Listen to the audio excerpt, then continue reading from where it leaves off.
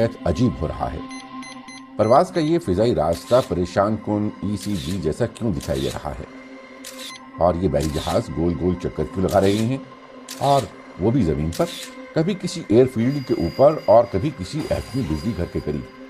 हकीकत में तो ऐसा बिल्कुल नहीं हो रहा। ये दरअसल GPS डाटा पर हमले हैं, जिसे जैमिंग और स्पूफिंग कहा जाता है।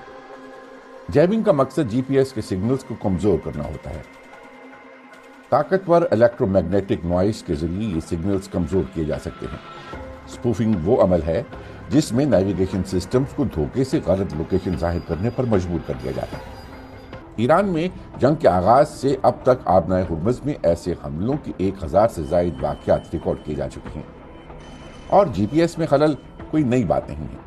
मिसाल के तौर पर गुज़िश्ता साल यूरोपीय कमीशन की सदर के ज़ेरे इस्तेमाल तैयारे पर GPS हमला करते हुए उसे रास्ता भुला दिया गया। तब पायलट्स को कागजी नक्शों से रास्ता तलाश करना पड़ा।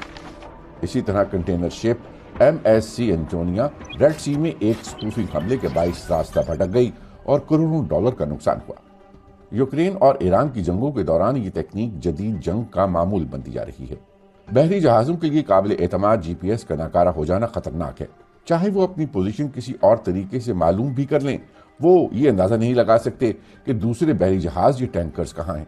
खासतौर पर तंग मकामात पर यह मसला ज़्यादा शदीद हो जाता है, जैसा कि आबनाए हुर्मुज़ का आबी रास्ता है। ईरान जंग से कबल इस अहम बहरी गुजरगाह से रोज़ाना 100 से ज़्यादा बड़े जहाज़ गुजरते थे। कहा जा सकता है कि साइबर वॉरफेयर में हम एक नए जंगी महाज को उभरते हुए देख रहे हैं। जंगें अब सिर्फ ज़मीन, समुंदर या फिजा में ही नहीं लड़ी जा रही, बल्कि उन नाकाबिले दीद सिग्नल्स में भी जंगी महाज बन चुके हैं जिन पर आम लोग रोज़ इन्हिसार कर रहे होते हैं।